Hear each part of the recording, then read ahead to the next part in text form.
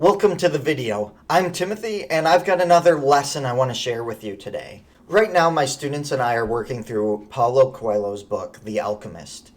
This book follows the protagonist Santiago, a shepherd from Spain. At the beginning of the book we find out that Santiago has had a dream a couple of times where he is told that he can find treasure if he goes to the Egyptian pyramids. And so he decides to sell all of his sheep, leave home, leave Spain, and head over to Africa and to Egypt to find this treasure. And so he heads across to Africa and he ends up in Tangier. And there he finds that he's in a culture that he doesn't understand, he doesn't know anyone there, and everyone speaks a different language than he does. They speak Arabic, he speaks Spanish. So he's a little hesitant at first, reluctant, not sure what he's going to be able to do. But that first day there, he runs into another young man who knows Spanish. And so he starts talking to this young man, telling him, I want to go to the pyramids of Egypt and I'm looking for a guide, someone who can take me there.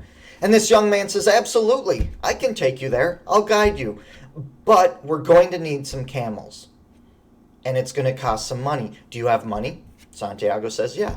And so he shows him his money. So the guide says, here, let me carry the money. I know how much camels cost. I'll be able to talk to the seller. It'll be great. So they head through the marketplace. And Santiago's nervous about the guide carrying the money, but he says, this culture's different. I don't want to question things, so I'll give him the money. I'll let him hang on to it. I don't want to question him and be rude. And so the guide leads him through the marketplace, but at one point, Santiago glimpses a scabbard, a beautiful scabbard. It's gold and it's decorated and it's got gems, and he thinks, when I get my treasure, I want to buy that. I should ask my guide how much that costs so I know how much I need to have for it. So he turns back to his guide and doesn't see him. The guide is gone. So Santiago's first reaction is, not a big deal. Right? The guide is probably just ahead a little bit. I'll wait here. He'll come back for me when he realizes I'm not following anymore. So he waits. The guide doesn't come back. Gets to be later in the day. The market closes. The crowds leave. The shops are closed up. And Santiago finds himself alone. And the guide has not come back. And Santiago realizes he was a thief. He took my money. And so Santiago sits down and cries. And this bitterness starts to well up in him, and he realizes that he's conscious of it, and he thinks about it. I'm becoming bitter at the world and at other people, and that this is what happens when you try to follow your dreams. And he realizes, he sees what's happening inside him, and he stops. He pauses for a moment. He doesn't like the way his mind is going and the way his heart is going. And so he stops and he thinks. And this is what Coelho says about Santiago. As he mused about these things, he realized that he had to choose between thinking of himself as a poor victim of a thief or as an adventurer in quest of his treasure. I'm an adventurer looking for treasure, he said to himself. And I love this moment in the book. In this moment, Santiago realizes it's about how I react to circumstances, right? He says, I'm an adventurer. Bad things are going to happen to me. If I just think of myself as a victim, then it's just life happening to me.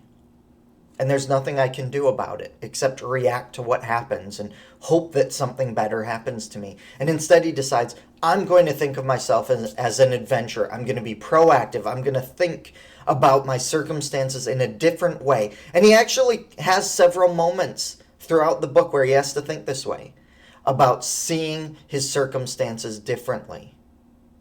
Right? And this is an important lesson that I like to teach my students, and I really like to focus in on this moment. That it's not about being a victim and reacting to life. With my students, it's about grades. Don't think of yourself as a victim of the grades, right? You earned that. And so you can earn better grades. There's something you can do about it. Do you have a difficult assignment, project, test, speech coming up? There's something you can do leading up to it to help you do well, right? Sometimes students don't accept this and they instead like to react afterwards. Why did you give me a bad grade on that paper? I worked hard on it. Or, oh, I didn't study and I failed this test because it's hard, right? Instead, they can be proactive. Right now, life's really tough, right? If you're watching this video when it comes out, you understand some of the circumstances we're under right now. But it doesn't really matter when you think about this, when you watch this. Life's always difficult. There are always difficult things, always stressful things happening. Life is never carefree and stress-free, at least for long.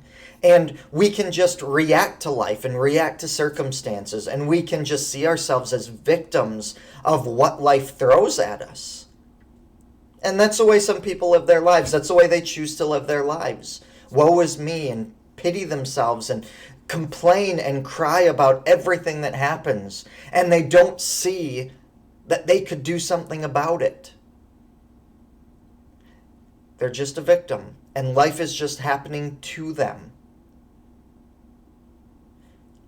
Instead, we can think of ourselves as adventurers. Life happens. Yes, sometimes bad things happen. But that's life, and we can see it as an adventure.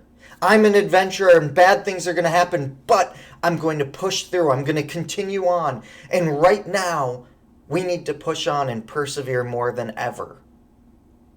And every moment of our lives, we can say that. More than ever, I need to push on. Because I don't want to ever settle and give up and just let life happen to me and react to it. Right? Like a ship tossed in the waves of the sea, having no control. Instead, I want to guide it. And yes, bad things are going to happen.